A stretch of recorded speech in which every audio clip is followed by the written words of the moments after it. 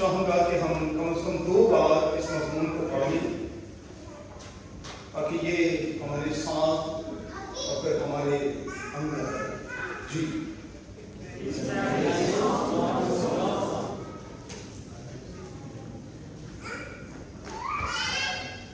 مقدسہ مریم کا گیت کاش کہ میرا اور آپ کا گیت بن جائے. سادہ زبان میں آج کے لیے جو ہمارا مرکزی تھاٹ ہوگا وہ یہ ہے کہ کاش کے مقدسہ مریم کے جذبات، اس کے احساسات جو فرسٹ کرسمس پر دکھائی دیتے ہیں اس سال، اس کرسمس پر میرے اور آپ کے بن جائیں، اور ہم انہی فیلنگز کو لے کر، انہی ایموشنز کو لے کر آنے والی خوبصورت عبادتوں کا حصہ بنے. اور میری دعا ہے کہ آنے والی عبادتیں ہمارے لیے سچ مچ حقیقی خوشی، حقیقی برکت اور حقیقی اطمینان کا باعث بن جائے. صرف چند ایک باتیں تھوڑے سے وقت میں خدا کا خادم ہونے کے ناطے میں آپ کے ساتھ بانٹنا چاہتا ہوں. اس میں کوئی شک نہیں کہ خداوند یسوع مسیح کی معجزانہ پیدائش اور پھر اس کی منفرد اور یگانہ پیدائش کے حوالے سے اناجیل میں ہمیں آسمان اور زمین ایکٹیو دکھائی دیتی. دنیا کی تاریخ میں ہر روز بچے پیدا ہوتے ہیں اور بہت سے بچے جو ہیں وہ اپنے وقت کے ساتھ اوپر واپس بھی چلے جاتے ہیں. میں نے کئی بار آپ کو یہ بتایا کہ اگر آپ گوگل کریں گے تو آپ کو پتا چلے گا کہ میری اور آپ کی اس دنیا میں ہر 1 منٹ کے بعد کم از کم 7 بچے پیدا ہوتے ہیں، اور ہر 1 گھنٹے میں تقریباً 45 سے 48 لوگ جو ہیں وہ اوپر چلے جاتے ہیں. بائبل کا خدا جو ہے اس نے بڑا بیلنس رکھا ہوا. دنیا میں لوگ آتے بھی ہیں اور دنیا میں لوگ اپنا وقت پورا ہوتے ساتھ کی پرواز بھی کر جاتے ہیں. لیکن دنیا میں خداوند یسوع مسیح ایک ایسے بچے کے طور پر پیدا ہوا ہے جس کی پیدائش پر نہ صرف زمین بلکہ ہمیں آسمان بھی ایکٹیو دکھائی دیتا. نہ اس سے پہلے کبھی ہوا اور نہ کبھی اس کے بعد ہوگا، کیونکہ خداوند یسوع مسیح کی پیدائش جو ہے وہ دنیا کے تمام انسانوں سے بالکل مختلف ہے. دنیا میں جتنے بھی بچے پیدا ہوتے ہیں وہ ماں اور باپ کے وصال سے پیدا ہوتے ہیں، لیکن خداوند یسوع مسیح کی پیدائش اس حوالے سے بالکل مختلف ہے. وہ روح القدس کی قدرت سے پیدا ہوا اور اس کی پیدائش میں انسانوں کا ہمیں کوئی عمل دخل جو ہے وہ دکھائی نہیں دیتا. اور پھر سے کہوں گا 8.8 ارب کی اس دنیا میں کوئی ایک بچہ بھی میرے یسوع کا پیدائش کے حوالے سے مقابلہ نہیں کر سکتا. خداوند یسوع مسیح کی پیدائش پر ہمیں لوگ تعریف کرتے ہوئے، گاتے اور بجاتے ہوئے واضح طور پر دکھائی دیتے. اور آپ سن کر بڑے حیران ہوں گے کہ پرانے عہد نامے کا پہلا سولو گیت جو ہے وہ مریم نامی خاتون نے گایا، اور یہ مریم مقدس موسیٰ اور ہارون کی اپنی بہن تھی. اور جب ہم نئے عہد نامے کی بات کرتے ہیں تو یہ اتفاق ہے کہ نئے عہد نامے میں بھی پہلا گیت جس خاتون نے گایا اس کا نام مریم تھا، اور یہ کوئی اور نہیں میرے یسوع کی ماں تھی. پرانے عہد نامے میں بھی مریم نامی خاتون نے اور نئے عہد نامے کے آغاز میں بھی مریم نامی خاتون ہی نے گیت گایا. ज़करिया काहिन का गीत खुदावंद यीशु मसीह की पैदाइश के हवाले से, शमौन काहिन का गीत खुदावंद यीशु मसीह की पैदाइश के हवाले से, बुजुर्ग हन्ना की हम्दो सना पैदाइश के हवाले से, और फिर आसमानी लश्कर का गाना और बजाना पैदाइश के हवाले से भला कौन भूल सकता है। ये वो तमाम के तमाम लोग हैं जो हमें खुदावंद यीशु मसीह की पैदाइश पर गाते और फिर बजाते हुए दिखाई देते।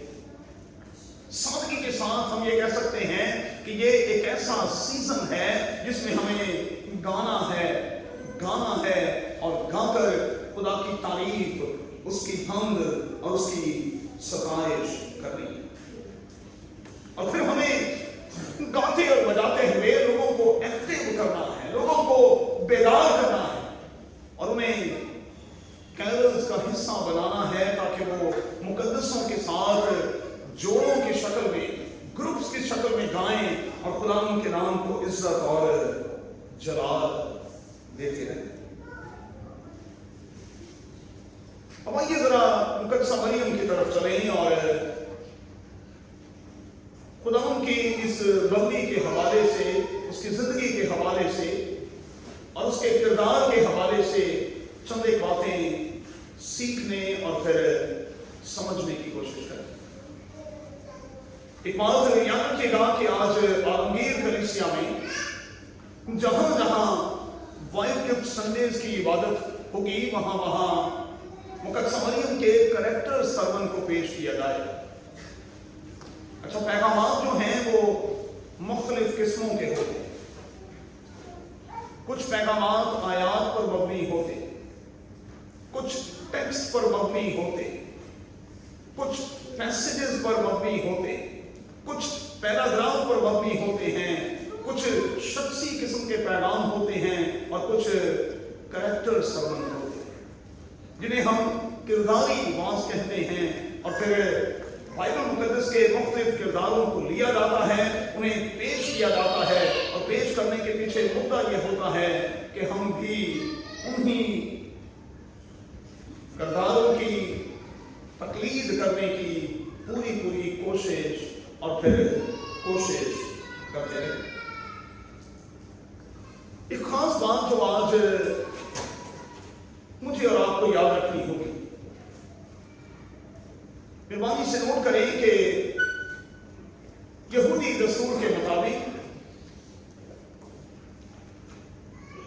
किसी भी बेटे और बेटी को जब खुदा जोड़े की सूरत में बांधता था और जब वो अपने लिए खुदावंद से औलाद की दुआ करते तो यहूदी जोड़े अक्सर दुआ करते हुए ये कहा करते थे कि आए खुदा तू हमें औलाद की सूरत में सबसे पहले बेटी अता कर। इस बात को नोट करें, जब भी यहूदी जोड़े आपस में जोड़े जाते थे वो ये दुआ किया करते थे कि आए खुदा तू हमें सबसे पहले बेटी बख्श, क्योंकि कॉन्सेप्ट ये था कि खुदावंद यीशु मसीह की पैदाइश किसी भी ऐसी बेटी से होगी जो अपने वालिदैन की पहलौठी होगी, पहली होगी। अब इसी मुनासबत से जोड़े दुआ किया करते थे कि आए खुदा तू हमें पहलौठी यानी पहली बेटी दे, उसके बाद फिर बेटे और फिर दीगर बेटी। पैदा होने वाली बच्ची की शादी में जल्दी नहीं की जा सकती, उसे ट्रेनिंग के अमल से गुजारा जाता, उसकी पाकीज़गी का बहुत ज्यादा ख्याल रखा जाता, पहलौठी बेटी पर बहुत ज्यादा नजर लगाई जाती थी और उससे कहा जाता था कि वो अपने आप को पाकीज़गी की हालत में रखे। हो सकता है कि खुदा उसे अपने बेटे के हवाले से चुन ले और फिर शायद हमें जोड़े के तौर पर ये एहसास हासिल हो जाए کہ ہماری بیٹی میں سے خداوند یسوع مسیح جنم لے۔ اب ذرا غور کریں کہ یہودی جوڑے جو ہیں وہ خداوند یسوع مسیح کی پیدائش کو لے کر اور اپنی پہلوٹی بیٹی کو لے کر کتنے سنجیدہ اور کتنے سنجیدہ دکھائی نہیں دیتے۔ مقدسہ مریم اگر سے کہ یہ جانتی تھی کہ چونکہ وہ اپنے خاندان میں بڑی ہے، پہلوٹی ہے، وہ جانتی تھی کہ اس قسم کا کانسیپٹ آلریڈی موجود ہے، وہ جانتی تھی کہ اس قسم کے ٹاسک کو لینا پڑے گا، لیکن تو بھی آپ سمجھتے ہیں کہ ٹین ایج ہونے کے ناطے شاید وہ ابھی پورے طور پر اس خاص وقت کے لیے، اس پروگرام کے لیے تیار نہیں تھی۔ اسی لیے جب فرشتے کے ساتھ اس کے ڈائلاگ ہوئے تو اس نے جلدی کے ساتھ کہہ دیا کہ جو پروگرام مجھے دیا جا رہا ہے میں تو مرد کو نہیں جانتی، اور ایسا کیسے ممکن ہے؟ مرد کے بغیر پیدائش کیسے ممکن ہے؟ اور میں تو مرد کو جانتی نہیں۔ پھر اسے بتایا گیا کہ یہ سب کچھ روح القدس کی قدرت سے ہوگا، اور جب اسے یہ بتایا گیا کہ یہ سب کچھ روح القدس کی قدرت سے ہوگا تو پھر مقدسہ مریم جو ہے اس کے الفاظ بڑے ہی جاندار اور بڑے ہی شاندار ہیں، اور میں آپ کو ڈاکٹر لوکا کے انجیلی بیان پر لے جانا چاہتا ہوں۔ آئیے ذرا خدا کے کلام میں سے صرف چند ایک آیات کو اپنے سامنے رکھیں۔ مریم نے کہا میری جان خداوند کی بڑائی کرتی۔ جب چیزیں ان ایکسپیکٹڈ ہوتی ہیں کیا آپ کا کہنا یہی ہوتا ہے کہ میری جان خداوند کی بڑائی کرتی ہے؟ آپ میں سے کتنے ہیں جو ان ایکسپیکٹڈ چیزوں کے ہوتے ہوئے خوشی اور خوشی محسوس کرتے ہیں؟ سوال ہی پیدا نہیں۔ وہ چیزیں جو غیر متوقع طور پر ہوتی ہیں ہم جلدی کے ساتھ نہ تو انہیں ہضم کر پاتے ہیں نہ ان پر آمین کہہ پاتے ہیں۔ لیکن مقدسہ مریم کو جب یہ پروگرام دیا گیا تو اس نے فوری طور پر کہا میری جان خداوند کی بڑائی کرتی ہے اور میری روح میرے منجی سے خوش ہوئی۔ جب چیزیں آپ کے برخلاف ہوں اور غیر متوقع طور پر ہوں کیا آپ اندر سے یعنی روح سے خوش بھی ہوتے ہیں؟ مجھے نہیں پتا کہ سیکرٹ اینجلز کے دیے گئے گفٹ کو لے کر جب آپ باہر جا کر کھولیں گے تو آپ میں سے کتنے خوش ہوں گے، کتنوں کی روح خوش ہوگی اور کتنوں کے منہ گاڑیوں میں جا کر بن جائیں گے دیتا یہ تک کیوں دیتا ہے دین والے میں سمجھ نہیں سی کہ دینا سی میرے بڑھیا نے شکر گزاری کرنی ہے کہ نہ کچھ کھاتا ہے نہ کچھ پایا نہ کچھ لے ہے۔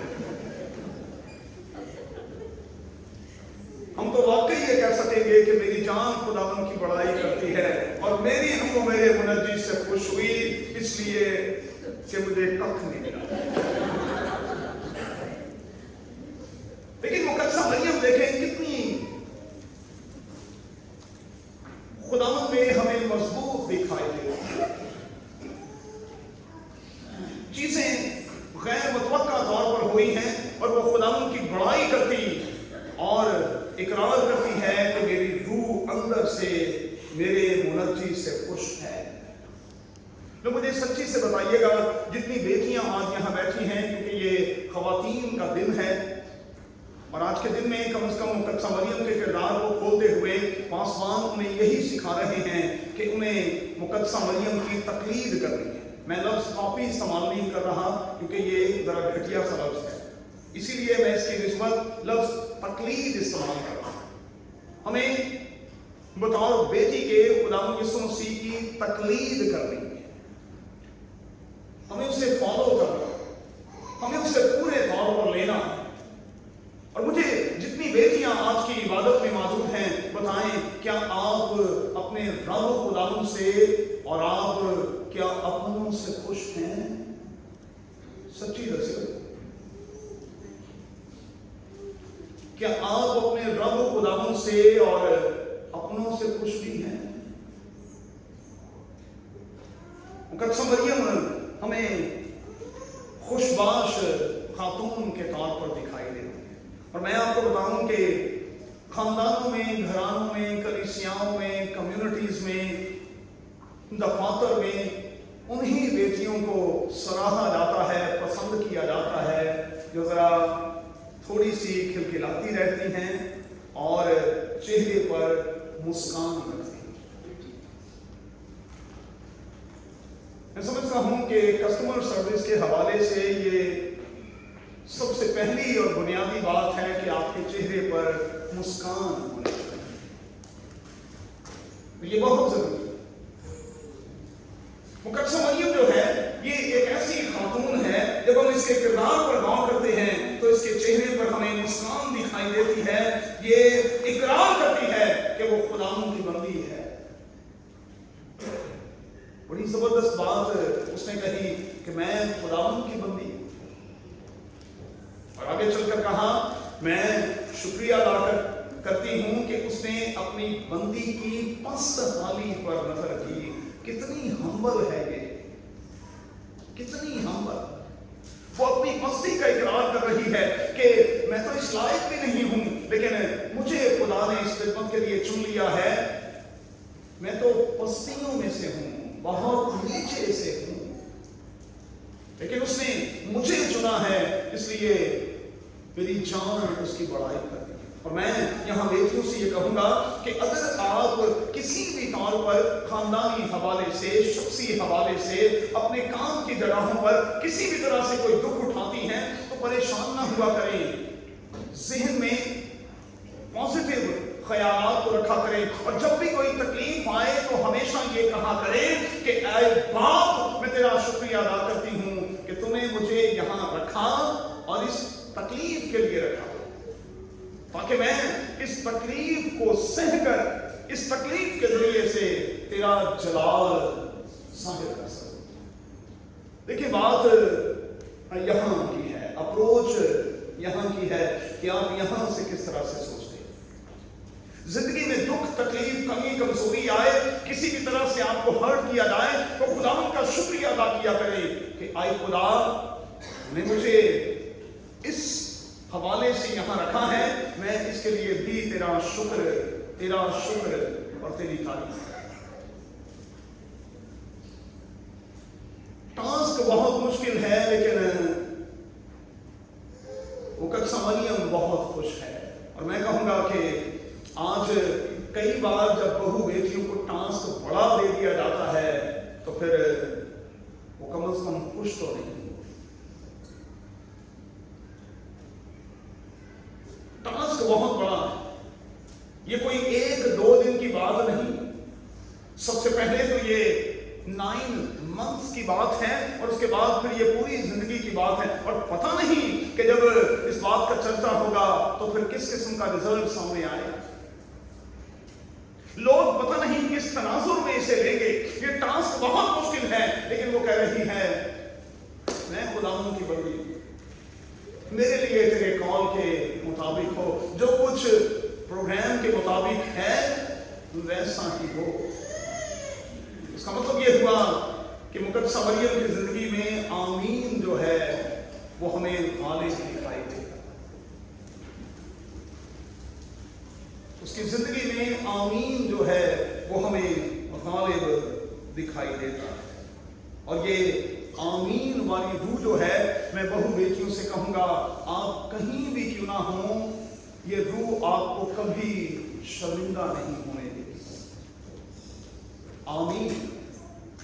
तमाम तरह के वक्तों में और तमाम तरह की हालतों में उठते बैठते चलते फिरते खाते पीते कहा करें आमीन आमीन। और ये आमीन यानी शुक्रगुजारी की रूह जो है, इसका अजर आपको मिलता है। वो खुदा पर यकीन रखने वाली बेटी एक ऐसी खातून है जो प्रोग्राम को लेती है और यकीन के साथ अपने अंदर रख लेती है। एक और क्वालिटी जो इस बेटी में है वो ये है कि ये चीजों को सुनकर अपने दिल में रख लेती है और उन पर लिखा है, बाइबल में यही लफ्ज हैं, गौर करती रहती है। अच्छा, आप में से कितनी बेटियां हैं जिन्हें मेडिटेशन की आदत है? आप में से कितनी बहु बेटियां हैं जो चीजों को ले लेती हैं और फिर दिल में रखकर उन पर गौर करती और करती रहती? अच्छा, दिल में रखकर गौर करने के भी दो तरीके हैं, एक है पॉजिटिव और एक है नेगेटिव। कुछ बहु बेटियां ऐसी भी हो सकती हैं जो बात को दिल में रख लेती हैं और कहती हैं, ले फिर मौका लब जाए, जवाब ते दे के रवांगी, मैं ते काके देवा इंतजार भी कर लें, ये बस मौका लबन दी गल है, मौका मिले तो फिर मैं तेरा दसा। दूसरा तरीका यह होता है कि आप एज इट इज जो कुछ कहा गया है उसको अपने दिल में रख लेती हैं, उस पर गौर करती रहती हैं और फिर किसी तरह का कोई आंसर नहीं देती। सादा ज़ुबान में मुकद्दसा मरियम के हवाले से हम ये कह सकते हैं कि ये बड़ी कम वो है, बहुत कम बोलने वाली खातून है, बहुत कम। अच्छा देखें, जोड़े खुदा बनाता है और जब मैं इस मुकद्दस जोड़े पर नजर करता हूं तो मुकद्दसा मरियम तो फिर बाइबल मुकद्दस में कहीं कहीं हमें बोलती हुई दिखाई देती है, लेकिन रास्तबाज यूसुफ जो है वो बाइबल मुकद्दस का साइलेंट कैरेक्टर है, चुप शांत, बिल्कुल बोलने वाला नहीं। अब पंजाबी के रंग में आ जाएं तो इस किस्म के बंदे जो होते हैं जो बिल्कुल नहीं बोलते, उन्हें कहा जाता है रूडी के चले लगे। उर्दू जुबान में रंगमुरी ये सामने नहीं गल कर सानू अखा लगा, लेकिन यूसुफ एक ऐसा किरदार है जो बिल्कुल खामोश है, बिल्कुल खामोश। अच्छा, मुकद्दसा मरियम खुद बहुत कम बोलती है और रास्तबाज यूसुफ चूंकि बिल्कुल खामोश रहता है, इसलिए मैं दावे के साथ ये कह सकता हूं कि इस सारे टास्क के दौरान ये बहुत मुश्किल टास्क था, दोनों के लिए बड़ा मुश्किल था, लेकिन वो बखूबी इस सारे सफर में से क्यों बाहर निकले? क्योंकि बहुत कम बोलते थे, चूंकि बहुत कम बोलते थे इसलिए बहुत कम इख्तलाफ होता। एक बात याद रखिएगा भाई, जितना बोलेंगे उतना इख्तलाफ होगा, जितना कम बोलेंगे उतना इख्तलाफ कम होगा। और मैंने आपको बताया था, लेकिन जिंदगी के साथ साथ जिंदगी एक लर्निंग है और हम हर रोज सीखते हैं। मैंने आपको बताया था कि हमारे घर में सुबह 11, साढ़े 11, कई बार 12 बजे तक हम बिल्कुल एक दूसरे के साथ नहीं बोलते। मैं सुबह 4 बजे उठता हूँ, बच्चे जो हैं वो ब्रेकफास्ट करके अपनी अपनी जॉब पर निकल जाते हैं। हम सिर्फ और सिर्फ, मैं ऑल्टर पर खड़ा होकर कहता हूँ, सिर्फ और सिर्फ एक दूसरे को गुड मॉर्निंग कहते हैं, इसके अलावा कोई बात नहीं करते। मैं हाथ खड़े करके कह रहा हूँ, नहीं करते। उसके बाद नाजिया उठती है, क्योंकि उसने बाइबल स्टडी की क्लास भी लेनी है, उससे पहले उसने घंटा मैसेजेस डिलीवर करने हैं, तो हम बिल्कुल एक दूसरे के साथ नहीं बोलते। 12 बजे नहीं, वो सरदारा वाले 12 नहीं, दोपहर 12 बजे हमारी गुफ्तगू शुरू होती है। اور پھر اس نے مجھے کہنا ہوتا ہے کہ آپ گروسری سے یہ لے آئیں تاکہ میں بنا دوں. پھر بچے اسکول سے آ جاتے ہیں, پھر اس کے بعد شام میں بڑے بچے واپس آنا شروع ہو جاتے ہیں. ہم 12 بجے تک بالکل نہیں بولتے. اس لیے میں آپ کو بتاؤں کہ ہم بہت کم لڑتے ہیں. لڑائی کا موقع ہی نہیں. ابلیس کو موقع دیں گے تو بات بگڑے گی نا بھائی. تو اختلافات سے بچنے کا ایک بہترین طریقہ یہ ہے کہ جہاں جہاں آپ کوشش کر کے اپنے آپ کو روک سکتے ہیں وہاں سے ضرور روکیں. میں نے اپنے والد سے یہ بات سیکھی کہ صبح کی کل جو ہے نا یہ کہیں نہ کہیں پڑتی ہے اور یہ سارے کا سارا دن, آپ کا سارا دن برباد کر کے رکھ دیتی. یہ کل صبح ہوتے ہی شکایتیں اور کمپلین اور پتہ نہیں کیا کیا کچھ. اور جب صبح ہی یہ سب کچھ ہمیں سننے کو مل جاتا ہے تو آپ کا سارے کا سارا دن خراب ہو جاتا ہے. مریم اور یوسف کمال کی کیمسٹری ہے, کمال کیا جوڑا خدا نے بنایا ہے. اچھا سفر بھی انہوں نے بڑا کیا ہے. ٹاسک بہت مشکل ہے. بھاگ کر کبھی ادھر کبھی ادھر کبھی ادھر کبھی ادھر, بچے کو لے کر اس کی جان بچانے کے لیے یہ پتہ نہیں کیا کیا کچھ کر رہے ہیں. اور پھر اس دوران یوسف کو کام کرنے کا موقع کہاں ملتا ہے. لیکن خدا کی تعریف ہو کہ مجوسیوں کے ذریعے سے سونا مر اور لبان جو ان کو پہنچایا گیا اسی کو بیچ کر ان سالوں میں یہ گزارا کرتے رہے ہیں. یہ تو اتنے پور تھے, اتنے غریب تھے کہ جب یہ 8ویں دن خدا یسوع مسیح کو ہیکل میں لے کر آئے تو ان کے پاس اتنی گنجائش نہیں تھی کہ یہ یہودی دستور کے مطابق قربانی گزار سکیں. انہوں نے کمری کے 2 بچے لیے اور انہیں کو ذبح کر کے خداوند کی شکر گزاری کی. یہاں بیٹیوں کے لیے ایک اور لیسن بھی ہے. دیکھیں آپ نے اپنے لیے شوہر نہیں چننا, آپ نے خدا کو موقع دیا. اور شوہر چنتے ہوئے یہ ڈیمانڈ نہیں کرنی کہ وہ پادری ولیم کی طرح والدین کا بالکل کلا کرنا.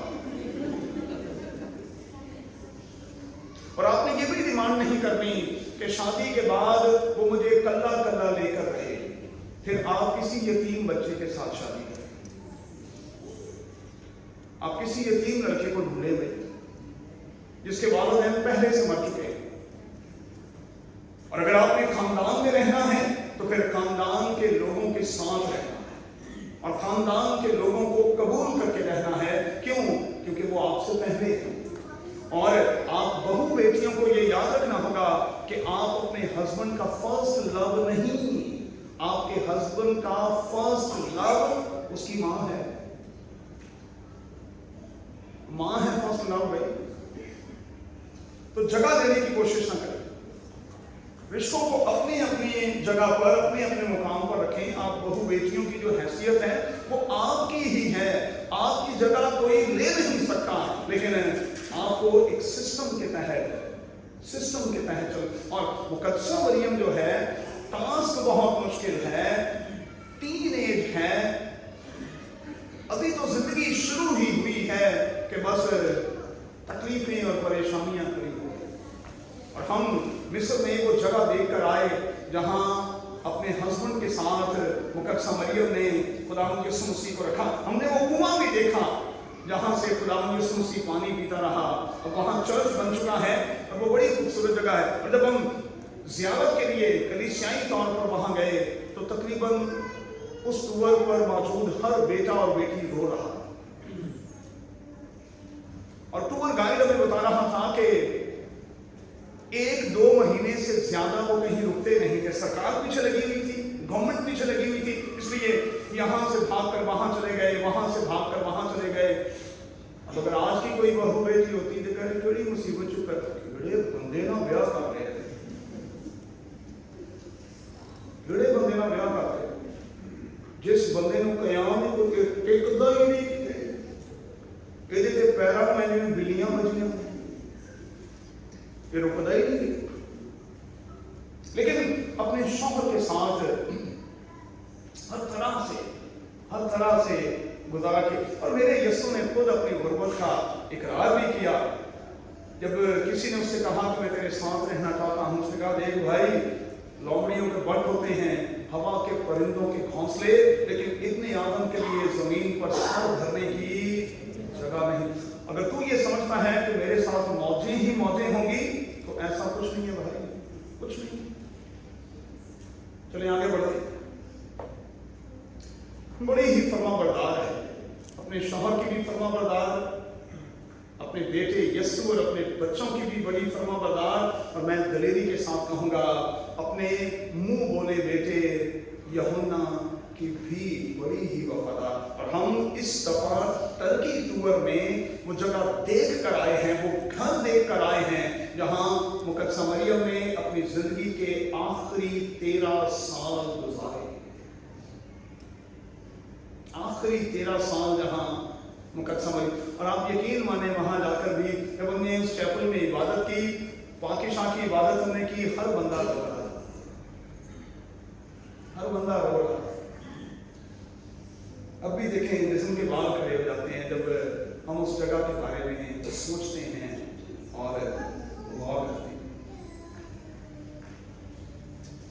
ये खुदा के प्रोग्राम के मुताबिक चलने वाली खातून है, ये खुद को दे देने वाली खातून है, ये वक्त और हालात के मुताबिक चलने वाली खातून है, और सबसे बढ़कर इंतजार करने वाली। बहु बेटियों से मैं कहूंगा कि इंतजार किया, कुछ चीजों में इंतजार बहुत जरूरी है। और मैं मुकद्दसा मरियम के हवाले से एक बात आपके सामने खोलना चाहता हूँ। मुकद्दसा मरियम ने अपने घर में कोई बहुत अच्छी बड़ी लग्जरी किस्म की लाइफ नहीं गुजारी। शौहर जल्दी से ऊपर चला गया, जब तक शौहर साथ रहा दुश्मन साथ साथ रहे, और वो अपने छोटे बच्चे को लेकर छुपती छुपाती इधर उधर भागती हमें दिखाई देती। खुदावंद यीशु मसीह पर सारी की सारी जिम्मेदारी आयद हो गई।